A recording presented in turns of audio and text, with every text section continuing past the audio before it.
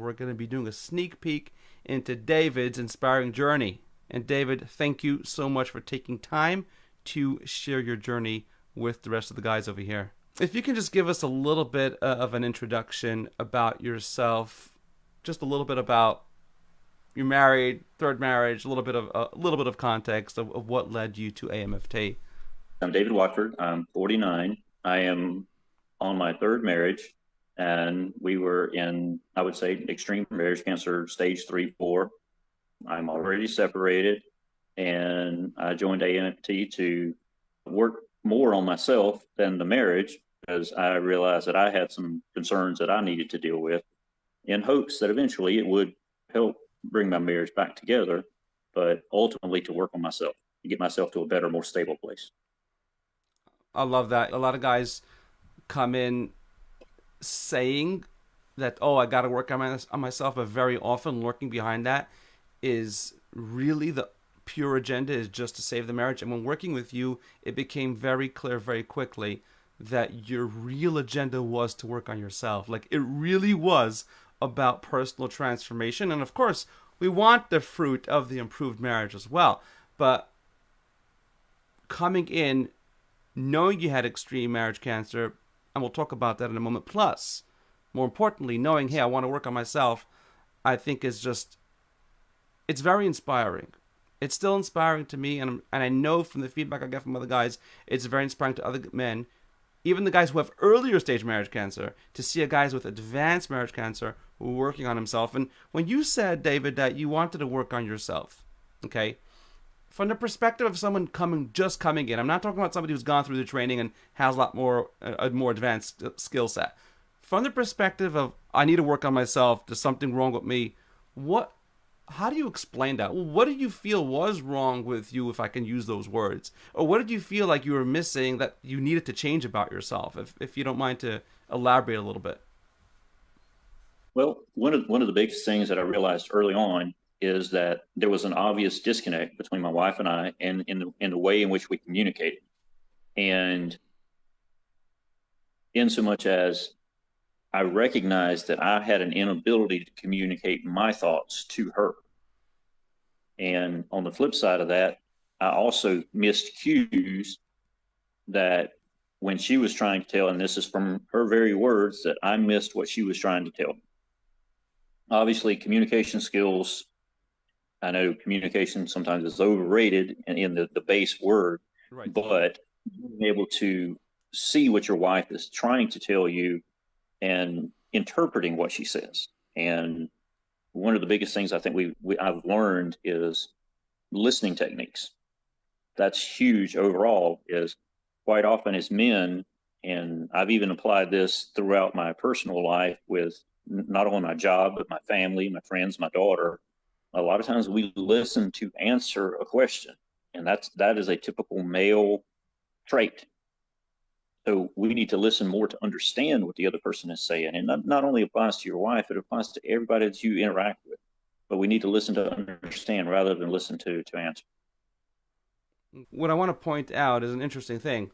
You knew that two things: A, you're misinterpreting what she's saying, what your wife is saying, and number two, that you weren't effective at getting your thoughts across to her, which is great because a lot of guys come in with blame. Something wrong with her, something wrong with her, something wrong with her. And this doesn't mean that she's as innocent and as pure as the wind-driven snow, but it's to have the awareness of, hey, there's something with me in my communication. And yes, it is, communication is overrated because it really, we talk a lot about communication is more about subconscious communications, but knowing your personality as opposed to just how to interpret correctly. I appreciate the fact that you came with the attitude of not blaming your wife. It definitely makes it easier for you. Quite frankly, it makes it easier for me to work with you. And it has been a pleasure to work with you for the last couple of months. Could you elaborate a little bit? You said a lot of guys don't listen. The male response is to just try to jump in. Now, a lot of people know this. They know, hey, we're supposed to listen. Okay. I'm sure you knew you needed to listen as well. I'm sure did you know before AMFT, before Amazing Marriage Fast Track, you knew the importance of listening? Yes or no? Yes, absolutely. Okay. So here's a question. You knew the importance of listening. What was getting in the way? What was getting in the way of your ability to listen? Because you know the importance of listening. That's not something I came up with. It's not David Estopa's contribution to the world, right? That is a very basic thing. There was something getting in the way. What was it?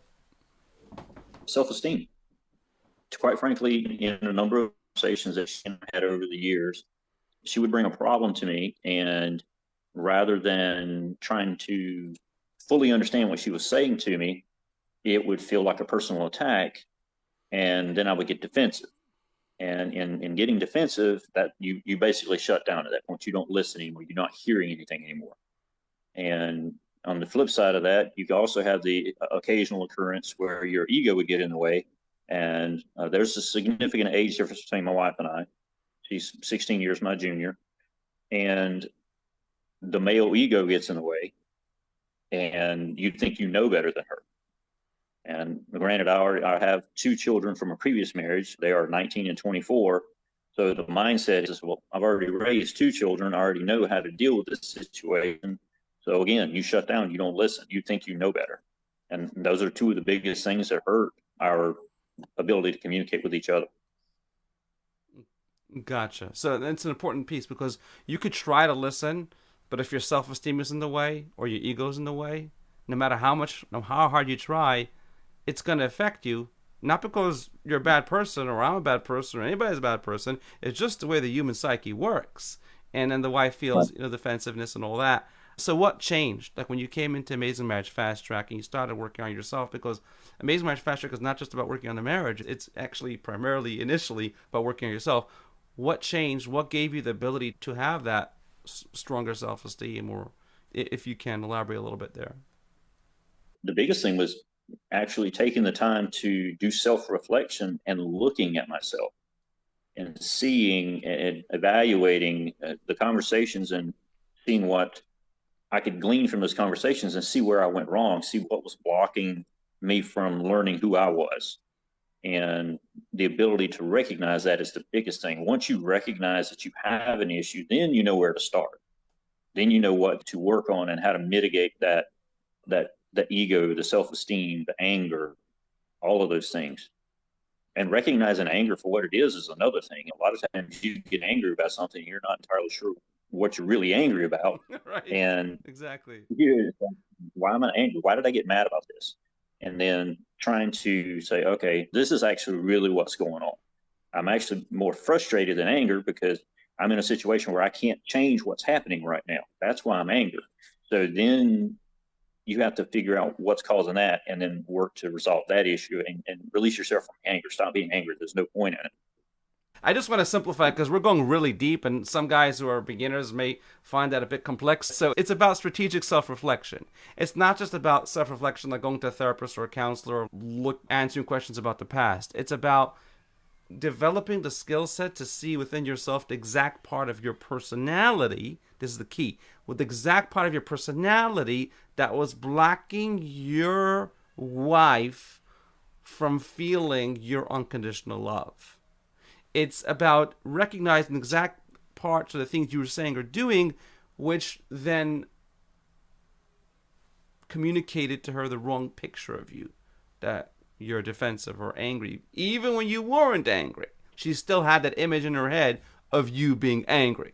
I'm just trying to simplify it in Right. terms of helping guys understand what marriage cancer is, especially for the newbies over here.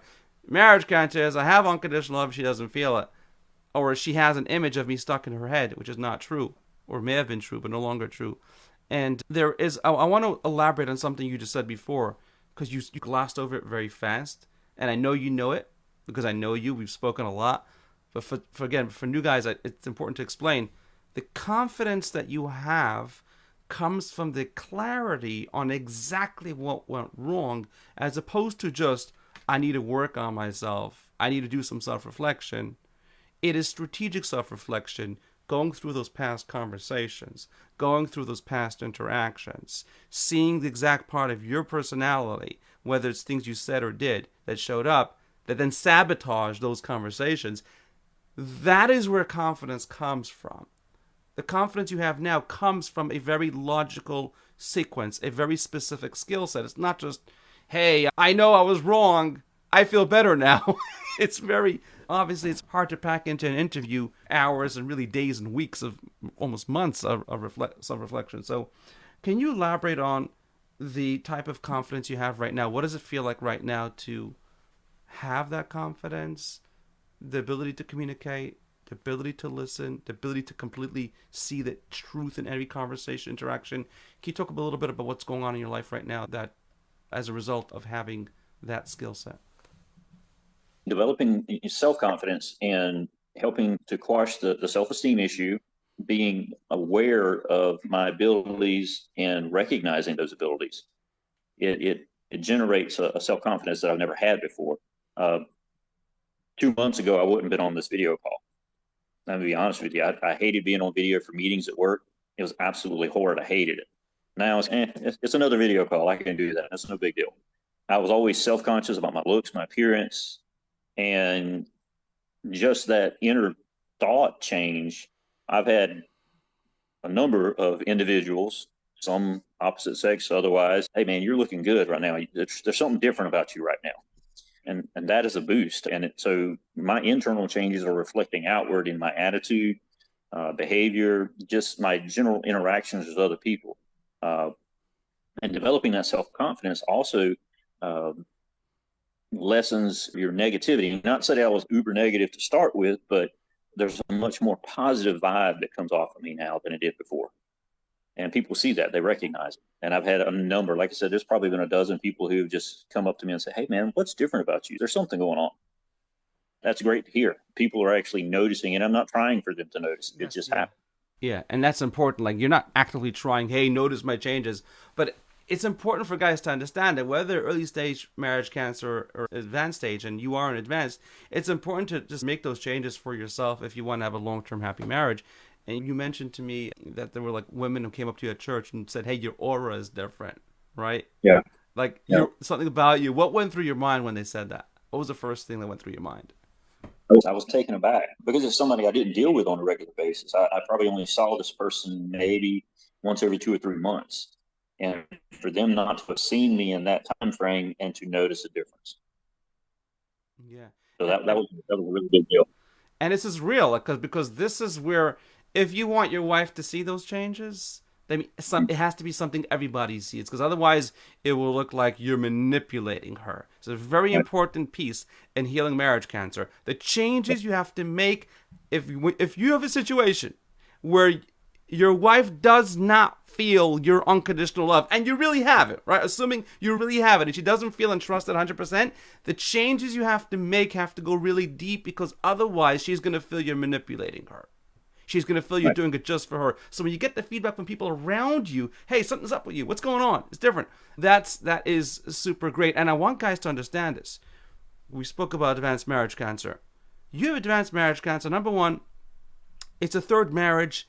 You That in and of itself is not the biggest indication. It is a factor. But you don't have any kids with your wife. You don't have any biological children. You have no contact. She moved out of the house. She doesn't pick up your phone calls.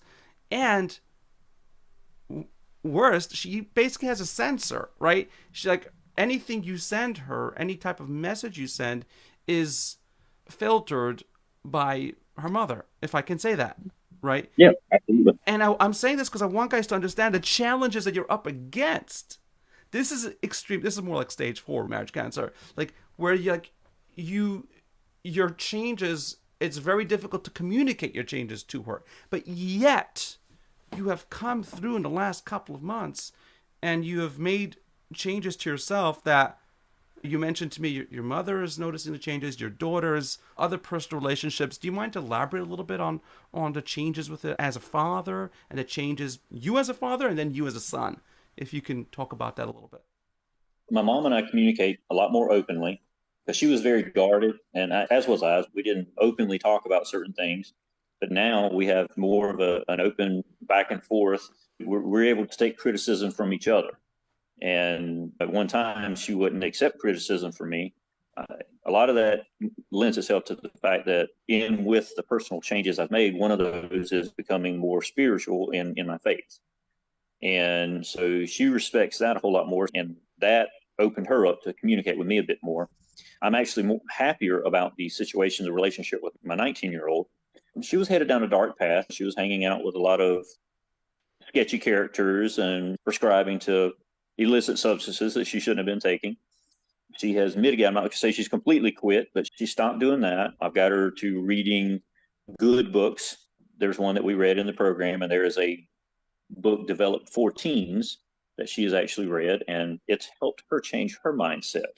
And she's working on herself now. So now she's got a job. She started earlier this week, and she's working more to helping her mom around on the house and trying to do better for herself, finish school, and all of those good things. And so it's helped. And she and I interact a whole lot more now than we used to. We may go a week or more at the time without even talking to each other. She and I text at least every day, but we usually talk on the phone 2 to 3 times a week now, which we didn't do before. And so we interact a whole lot differently. We go to dinner at least once a week, and just the relationship with my daughter is 1,000% better than it was. I'm glad I asked that because I never asked to that depth of detail to get that. I knew in the beginning when we worked together a couple of months ago that there were issues there, but I never checked in constantly on that. And it's beautiful to hear that type of progress. And it's important for guys to know, like, both the problem and the solution. When you have marriage cancer, when you heal marriage cancer, it affects every part of every important personal and professional relationship. And here, as a father, like, you're seeing like the benefits of, she is, if I could say this, she's not changing because she's reading a book. She's reading a Right. book because she's more open to your feedback and she respects your input and she has a more safer, healthier connection and communication with you. So automatically when you open your mouth and you say, hey, there's a great book, there's much more value and respect for your opinion. Because Right. you could go give that great book to her 3 months ago or 6 months ago and she probably wouldn't use it, to put it politely. Right. Absolutely. Is there anything else that jumps out at you from what you've gone through the last couple of months in terms of what do you love about yourself, quite frankly, in terms of the transformation you've gone through? I can't think of anything specific, but again, I'll reiterate the self confidence. And I guess you could say I've developed an inner peace of sorts. I'm at the point where my wife and I have not reconnected successfully, but I'm not losing any sleep over it right now because at the end of the day, I feel better about who I am and what I have to offer. And I truly believe that right now it's in God's hands if we reconcile. There's not a lot more that I can do. All I can do is work on myself. And I think I'm not 100% where I need to be, but I am much further along than I was 3 months ago. And yeah, I can say that I'm at peace with myself. I'm happy with who I am. And that's the biggest thing through the transformation, that I am happy with me because I wasn't truly happy with me before I started the program. Why are you happy with you? I'm more confident. I know what I have to bring to the table. That's it. All I right, know what cool. I thought, because sometimes it's such a simple question that some guys can trip over this. It's when you know who you are. Like, the problem guys have, both in why marriage cancer starts and why they struggle to fix it, is because they don't really know who they are. They're guessing.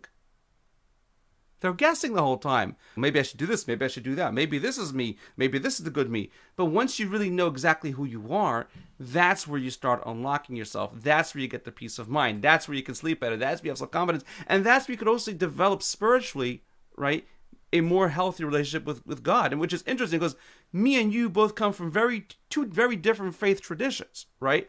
And so just as the other guys in Amazing Marriage Fast Track, just about none of them are from my faith tradition, but yet we're united around the concept of spiritual powers do unlock, and you do need that spiritual connection with God, however you understand Him, in order to truly be at peace with yourself.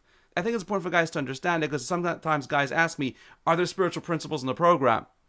I'm like, yes, they're not really religious, but they're spiritual. And if you can elaborate a little bit, because you touched on it before, you said, oh yeah, I'm growing spiritually. If you had to, in a nutshell, sum up the spiritual changes, not getting into all the strategies of how we made the changes, that's going to take 17 hours, but like the spiritual changes that you've made, the difference in the connection you have with God right now, or your faith, as a result of your personal transformation.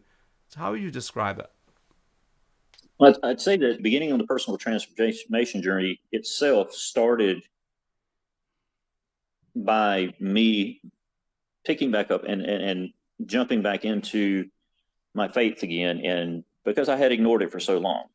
And realizing when I started with the personal transformation, I realized that there was something in my past that was keeping me from totally connecting with my Christian faith. And by mitigating that issue and releasing the blame and guilt and stuff I had related to that, it allowed me to draw closer to God. And as that progressed, and this is not something you asked, but as you progress and you get stronger in your faith, you'll notice that you outgrow people. I have come to realize that there are a number of people that I hang out with or did hang out with. They no longer fit my lifestyle. This is so powerful. I don't want to interrupt you because I love it's great to hear this, but this is so powerful. What you're just saying. I know I didn't ask that, but please go on. This is great.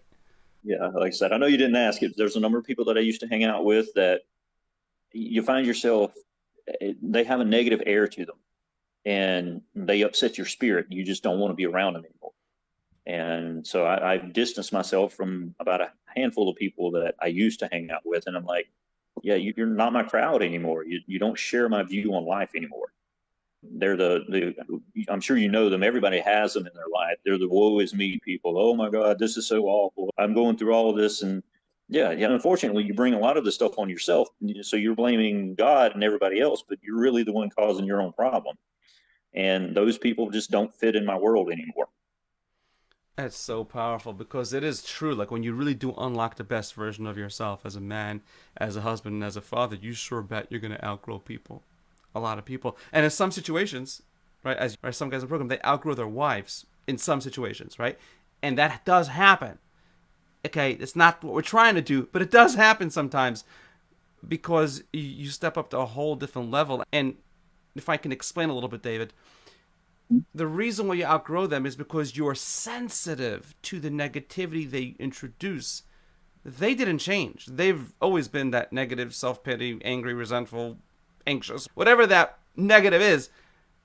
But once you release yourself from that and your personality is shining and you're feeling good about yourself, it's like you feel the toxicity because it's like it's somebody going through withdrawal and from whatever it is, gluten, sugar, drugs, alcohol, any type of major lifestyle change, and then you reintroduce the drug or the food or whatever it is back into their lives, it's actually worse than before because the sensitivity has increased. So as you detox from your own part of negativity, you become sensitive to, oh my God, I don't want it. I just got rid of that from my own life. I don't want it from yours. Thank you very much. I'm so happy that you share that part of the spiritual journey because I think a lot of guys need to understand that context. But I do have to say, the spiritual journey is incomplete. If you don't accurately go through the past. Like you said, if you don't go and mitigate what happened from the past and really get clarity, then this spiritual journey can sometimes be a little bit self-obsessed also. So there's a little got to be a little careful over there because you can say, hey, I'm working on myself and she's not, and I'm closer to God and she's not. So it can actually create more resentment and blame and judgment and criticism as opposed to actually uniting your hearts together. So, guys, I would love to hear what you gained from this interview with David. And I see a question over here. How do I let my wife know I'm not lying to her? That really is a process. It's a process of identifying the exact 3% of your personality. It's not like something I could text you without knowing your situation. It's really like what David has gone through, like a journey of really understanding what makes his wife tick. What would make her think he's manipulating her? What would make her think that his changes are not authentic? Is a process. And for guys who do want to start that process, at least get an evaluation, just write that. Just write evaluation as a comment under this video, and then we'll have a conversation. Me or someone on my team will reach out to you, and we will have a conversation to see if Amazing Marriage Fast Track is for you. If the strategy we have, if the program, if the plan, if what we provide is a good fit for your situation. It depends on your connection, it depends what type of marriage, depends on your history, depends on your challenges. There are a couple of factors, or really I should say a bunch of factors that go into considering that. And if you want a free evaluation, just write down evaluation. David, in your words, what would you say to yourself? Let's start with yourself. If you go back in time, I don't know, 10, 20 years before your first marriage, maybe, or maybe before this marriage, what would you say to yourself if you could? Do self-reflection. Find out what makes you tick. Find out, look at your internal flaws before you try to share yourself with somebody else. And I've heard this many times before and since, but in order to truly be happy with somebody else, you have to be first happy with yourself. It sounds kind of cliche. People use it so often, but it is so true. You cannot truly share yourself with someone else until you know who you are. If you don't know who you are, you can't do it. And that's true. But the reason why it is cliche sometimes, it does sound cliche, but it is cliche because if you just try to be happy with yourself and it's connected, you actually said two things that sound separate, but they're connected. The only way to truly be happy with yourself is to truly know your flaws. You cannot be happy with yourself by faking happiness, by saying, I'm going to just be happy. I'm just going to have self-esteem. I'm just going to just have confidence. You can't fake it. This is not one of those things you can fake. Your confidence and your happiness and your self-esteem, David, has to flow, as it is in your case, flowing from a very clear, like crystal clear blueprint of who you are, who your higher identity is, or we call it best version in the program. We call it a higher identity. It's flowing from there. And from that spot, there's a lot of relief. It's painful to look at it. It's sometimes, oh my God, do I have to really go through this? You glossed over it quickly. To connect with, before you share yourself with another person, you really have to know yourself really well. And you can do this once you're married as well, but ideally it's better if you can go back in time. Again, for guys who do want to have an evaluation and consider to see if you are a good fit for the program, just write down evaluation under this video, and we'll catch you guys next week.